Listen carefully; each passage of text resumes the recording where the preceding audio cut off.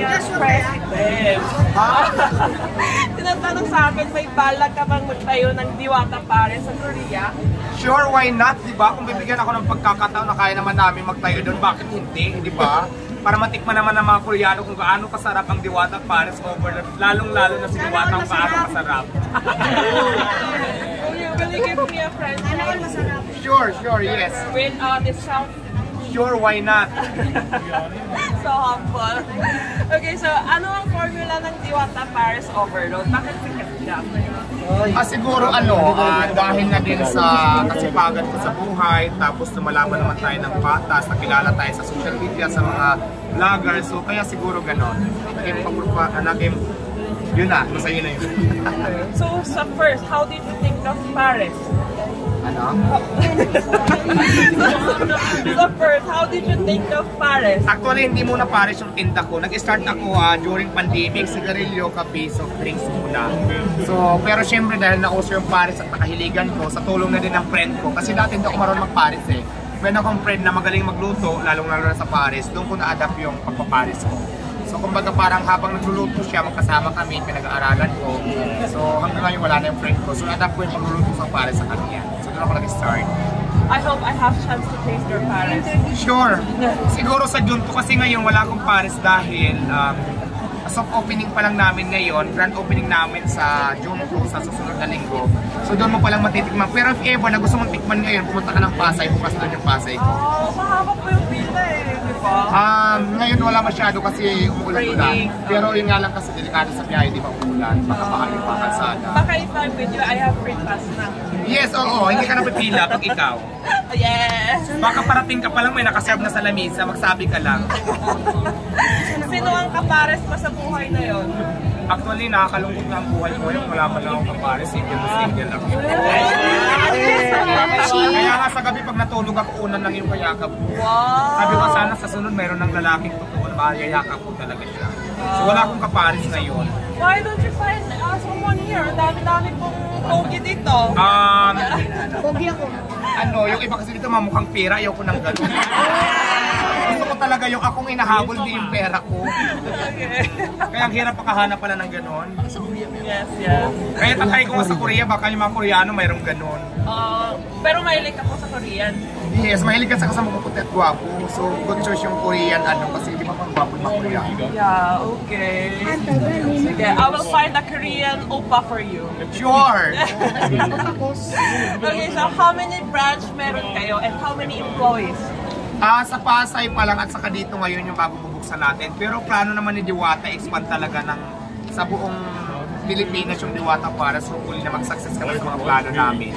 So ngayon mayroon pa lang tayo 2 brands, Diwata, Pasay at saka Quezon City. So ang mga employees naman natin, okay naman, meron na din, marami tayong natutulungan. So ayaw ko muna silang i-reveal kasi, pero marami naman tayong natutulungan talaga. Okay, so from rags to riches and pegmo at sobrang successful mo na yun. I'm so proud of you. Hindi pa naman. Ang alam ko from rags to gumanda pa lang, hindi pa riches kasi hindi pa tayo milyonarya. Okay. Itulong tanong ko, anong size ng bewang mo? 24, 36, 36 ang size ko talaga. Perfect body, char! For the beauty queen talaga. So, ano pa ang gusto ng isang Diwata? Ayan, gusto ko talaga ma-improve, makabili ng gusto ko sa buhay, matupad ko yung mga pangarap ko, magkaroon ako ng bahay na sarili, hasuin na to yung title. So, yan lang naman.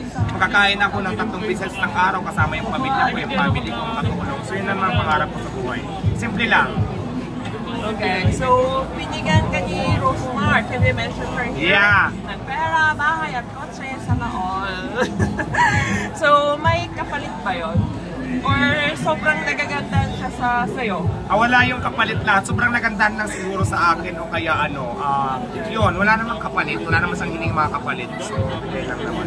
Actually, ang binigay sa akin ni Madam Rosemar, 1 million cash. Tapos yung container house. Tapos wala namang kotse. So, yung kotse, ibang company nagbigay ng sa akin. Pero aside from that, marami pa siyang naitulong sa akin na pinakilala ko sa mga sponsors niya, na naging sponsors ko na rin, nakatulong na sa akin sa ngayon. So malaking part din, malaking bagay din sa buhay ko sa Rosemar. So, wala namang kapalit. Si Pancake magbibigay ng kotse. Siya ba? Okay, why not? If I become a millionaire, diba? This is my personal question. Is it okay if I ask na, where do you plan to spend that 1 million? Actually, i-spend ko yan talaga pag kailangan na talaga. Pag halimbawa, hindi pa naman masyadong kailangan, so isip ko muna for my future. Pero if ever na dumating na kailangan na, kung isa ko mag-expand ulit ako ng isang plus na maging kailangan ko siya, bakit hindi ko siya gastusin. Pero so far, nakatabi ko na siya kasi iningatan ko na. Kasi ako, hindi naman tayo maluho na tao. Contento naman ako kung anong mayroon ako, may sasakyan naman na ako, may ano pa, may negosyo. So okay na muna yon. So kasi nagpaplano ako bumili talaga ng bahay na yung sarili ko talaga with title pero hindi pa kaya. So siguro if ever na mapandagdag siya, madagdagan ko pa rin. So magamit ko siya soon. Okay. So please message your supporters and your bashers. Maraming salamat sa mga taong sumusuporta pa rin sa akin sa Diwata Paris Overload. Na-appreciate ko po lahat yan. Tapos syempre sa lahat naman ng bashers ko, tandaan nyo lang lagi na wala akong ginawang masama sa inyo. Hindi ko alam kung bakit kayo galit na galit. So, ginadji kayo sa akin. Nakatawa na nga lang ako eh. So, ang daming galit. So, may mga pagkakataon lang na hindi ko na... Alam mo kasi ang pinapalabas nila sa ngayon, yung short clips, yung negative ano lang, negative videos na parang hindi buo yung clip na tika lang, siyempre may karugtong kung bakit ko ginanon. Tapos yung mga short clips na mga negative na pinapakita nila mga basher.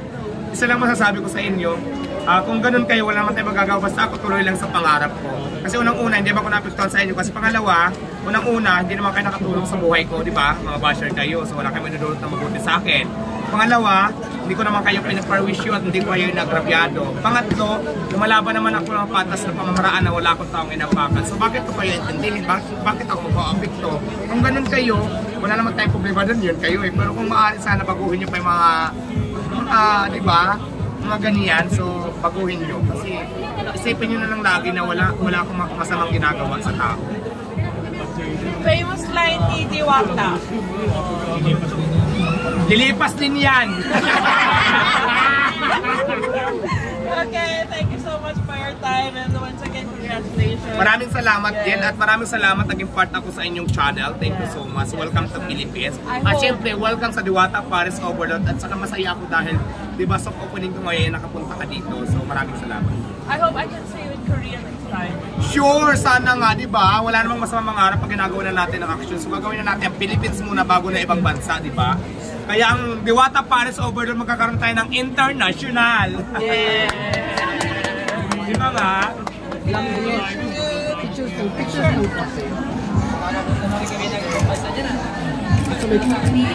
May Korean branch na. Sure! Korean brands. Magkakaroon na ng Korean brands. Thank you, Diwat.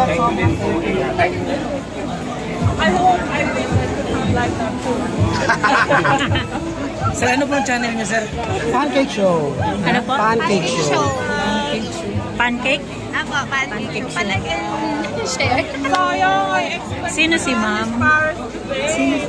Ano pa lang po kasi sa opening pa lang, pero may mga try dyan mamaya-maya. Never naman, pero nagpakita kami yung kandirang sa mga tao dyan. So, pero walang paano sa ngayon. Ay, meron yata mamaya. Meron yata. I told my first Sino si ma'am? Pancake. Tatanong natin mamaya, may pares tayo mamaya dyan, no? May papasigin. Mayroon daw, mayroon. Mayroon kasi gusto nyo sumikit. Sige, mayroon. Aray Kaya lang mamaya. Thank you, Diwat. Doon na tayo, kainit. Si Pancake.